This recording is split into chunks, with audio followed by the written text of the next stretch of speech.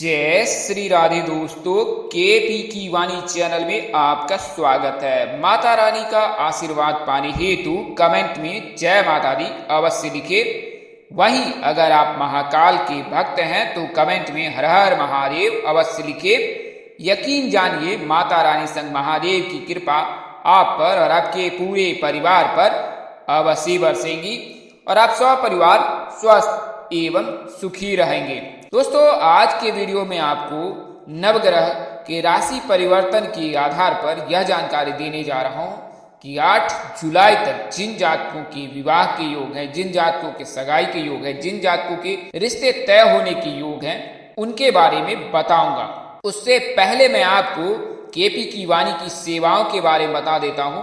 तो जैसा कि आपको पूर्व से ज्ञात है, केपी की वाणी एक ऐसा चैनल है जिस पर केवल और केवल विवाह संबंध की जानकारी दी जाती है। जो नए सब्सक्राइबर हैं, जो नए व्यूअर्स हैं, उन्हें मैं बता दूं कि अब आप केपी की वाणी से अपनी शादी की कुंडली भी बनवा सकते हैं या दिखवा सकते हैं। इसमें आपको शादी से संबंधित सभी प्रकार की जानकारी मिल जाएगी कि आपकी शादी कब होगी, कहाँ होगी, कैसे होगी, किससे होगी, किस दिशा में होगी, कितनी दूरी पर होगी, किस नाम से होगी, किस राशि से करनी चाहिए, जीवन साथी का रंग रूप स्वरूप स्वभाव और उनका करियर कैसा होगा, आपका करियर कैसा होगा, ससुराल में घर द्वार कैसे होंगे, पति कितना पढ़ा लिखा होगा, पत्नी कितनी पढ़ी लिखी होगी। यह सभी जानकारी जो है आप केपी की वाणी से प्राप्त कर सकते हैं। इसके लिए मामूली शुल्क ली जाती है जिसे आप मेहनताना समझ सकते हैं। केपी की वाणी से जुड़ने के लिए आप 8521835670 8521835670 इस नंबर पर आप मुझे व्हाट्सएप कर सकते हैं, फोन कॉल कर सकते हैं अथवा मैसेज कर सकते हैं। अगर नंबर जल्दबाजी में निकल गया है तो मैं आपको नंबर एक बार और दोहरा देता हूं, 8521835670। आप डिस्क्रिप्शन बॉक्स में भी आराम से नंबर नोट कर सकते हैं। ऐसे जातक जिनकी शादी तय हो चुकी है, तय होने वाली है, वे अपनी कुंडली मिलान अवश्य करा ले। इससे विवाह उपरांत वैवाहिक जीवन की जानकारी प्राप्त हो जाती है। नारी दोष, भकुट दोष और मांगलिक बलि होने पर शादी के उपरांत वैवाहिक जीवन में परेशानी आती है तो आप अपने नजदीक के किसी प्रकांड पंडित अथवा ज्योतिष से संपर्क कर सकते हैं, अन्यथा केपी की वाणी पर आपका स्वागत है। वहीं आप अपने बच्चे की कुंडली बनवा सकते हैं, उसका नामकरण करा सकते हैं। सगाई मुहूर्त, विवाह मुहूर्त, उपनयन तिथि, संपत्ति क्रय तिथि, वाहन क्रय तिथि, गृह प्रवेश तिथि, सभी तरह की जानकारी जो है आप केपी की वाणी से उचित शुल्क पर प्राप्त कर सकते हैं। तो आप एक बार केपी की वाणी से अवश्य संपर्क करें। आइए अब वीडियो में आगे बढ़ते हैं। तो आइए उससे पहले मैं आपको कुछ महत्वपूर्ण जानकारी दे देता हूं विवाह संबंध को लेकर, तिथि को लेकर, दिन को लेकर, मुहूर्त को लेकर, राशि को लेकर, तारा, सूर्य भ्रमण आदि सभी जानकारी का ज्ञान अवश्य रखें।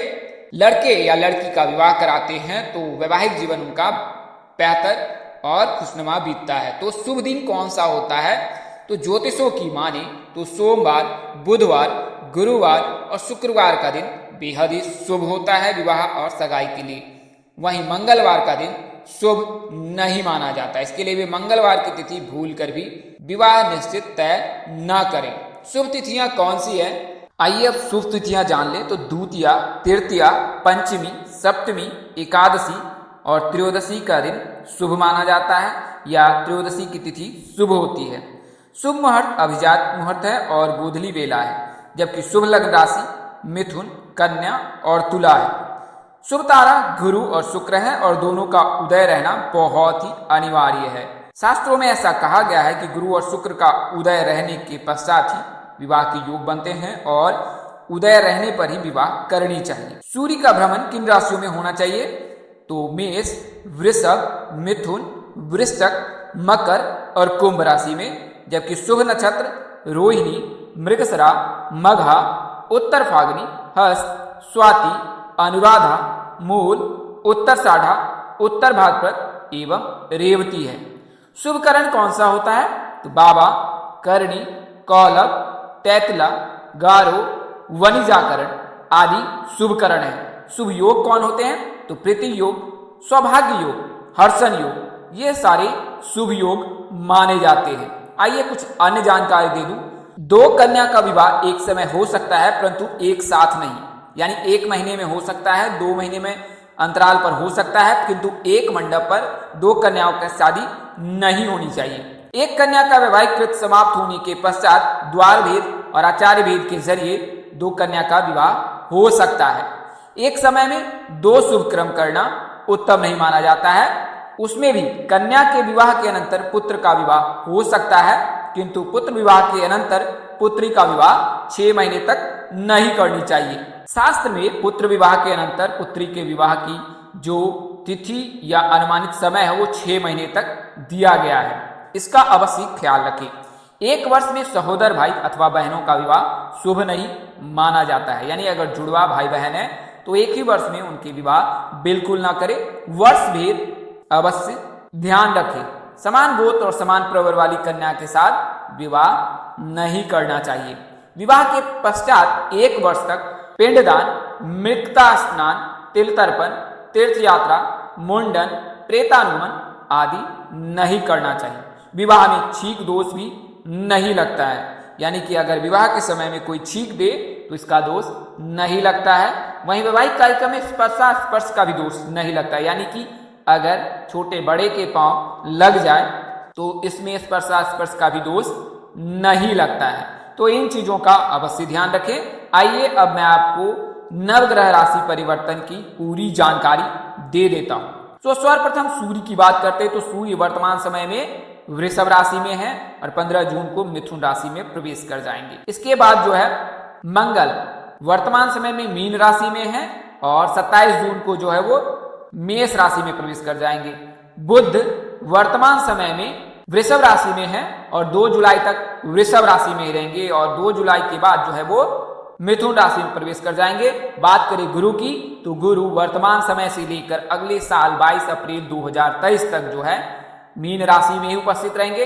बात करें शुक्र राशि की तो शुक्र वर्तमान समय में मीन राशि में है, 23 मई को मेष राशि में प्रवेश करेंगे और 18 जून को वृषभ राशि में प्रवेश करेंगे। तो इस तरह से शुक्र का गोचर होगा। बात करें राहु की तो वर्तमान समय में राहु मेष राशि में उपस्थित है, शनि वर्तमान समय में कुंभ राशि में उपस्थित है और 12 जुलाई तक कुंभ राशि में ही रहेंगे। तो इसके चलते मीन राशि, वृश्चिक राशि और कर्क राशि जातकों पे, कर्क और वृषभ राशि के जातकों पर शनि की ढैया चल रही है और मीन राशि के जातकों पर 7.5 चल रही है। धनु राशि के जातकों को 7.5 से मुक्ति मिल गई है। वहीं कुंभ राशि के जातकों पर 7.5 का दूसरा चरण प्रारंभ होगा, जबकि मकर राशि के जातकों पर 7.5 का तीसरा चरण प्रारंभ होगा 12 जुलाई से। या कुल मिलाकर कहे तो तीसरा चरण उन पर चल रहा है और 29 मार्च 2025 को उनको मुक्ति मिल जाएगी 7.5 से, जबकि कुंभ राशि के जातकों को भी लंबा इंतजार करना पड़ सकता है। शुक्र जिस राशि में प्रवेश करते हैं उस राशि के जातकों के विवाह के प्रबल योग बनते हैं, खासकर लड़कों के। शुक्र स्त्री सुख और विवाह सुख के कारक माने जाते हैं। अगर शुक्र मजबूत हो तो लड़कों की शादी शीघ्र हो जाती है, गुरु के मजबूत रहने पे लड़कियों की शादी शीघ्र हो जाती है। तो शुक्र का गोचर वर्तमान समय में मीन, इसके पश्चात मेष और फिर वृषभ राशि में होगा, जबकि गुरु मीन राशि में उपस्थित है। तो इन दोनों राशि के जातकों के तो विवाह के प्रबल योग बन रहे हैं। जब मेष राशि में गोचर करेंगे शुक्र तो 25 दिनों के लिए मेष राशि के जातकों के सगाई के योग बनेंगे, रिश्ते तय होने के, रिश्तेदार आ सकते हैं, अजनबी घर पर आ सकता है, फोन कॉल आ सकता है, यानी कि रिश्ते की जो है वो शुरुआत हो जाएगी। और 25 दिनों में मेष राशि के लिए बेहद शुभ समय रहने वाला है, खासकर विवाह संबंध को लेकर। बात करें मीन राशि के जातकों तो मीन राशि के जातकों पर अभी गुरु के चलते जो है सभी बिगड़े काम बन गए हैं और उनके जो भी फैसले वो ले रहे हैं उनमें उनको सफलता मिलने की पूरी संभावना है। इसकी संभावना भी अधिक है कि मीन राशि के जातकों के 22 अप्रैल तक सगाई शादी संपन्न हो जाए, यानी अगले वर्ष तक। यानी कुल मिलाकर 1 साल 9 दिनों तक जो है गुरु मीन राशि में उपस्थित है और इस दौरान मीन राशि के जातकों के लिए तो सोने पे सुहागा जैसा समय है और इस समय में आप परिणय सूत्र में अवश्य बंध जाएंगे। अगर कुंडली में किसी प्रकार का कोई दोष नहीं है और आपकी आयु विवाह हेतु हो चुकी है, तो मीन राशि के ऐसे जातकों के बारे में मैंने बताया जिनके विवाह की योग प्रबल है।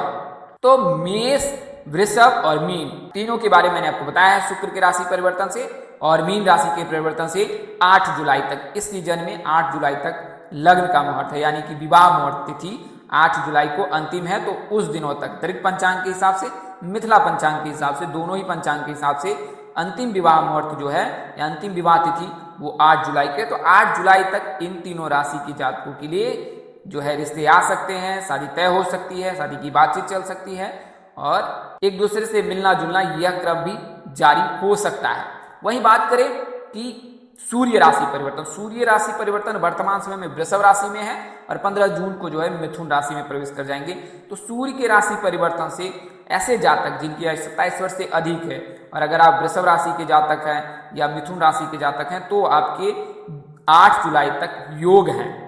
हालांकि आपकी कुंडली में सूर्य के अलावा किसी अन्य ग्रहों की दृष्टि ना हो या आप किसी अन्य ग्रह या दोष से पीड़ित ना हो तो फिर आपके योग 8 जुलाई तक प्रबल है। बात करें मरकरी यानी बुध की, तो बुध जो है वर्तमान समय में वृषभ राशि में है और 2 जुलाई तक है। शुक्र का गोचर होगा वृषभ राशि में, बुध का भी गोचर वृषभ राशि में हो चुका है। तो इसके चलते जो है वर्तमान समय से लेकर 8 जुलाई तक वृषभ राशि के जातकों के लिए शुभ ही शुभ योग है। बात करें मंगल की, तो वर्तमान समय में मंगल जो है यानी कि 17 मई से लेकर 27 जून तक जो है वो मीन राशि में रहेंगे और इसके पश्चात जो है वो मेष राशि में प्रवेश कर जाएंगे।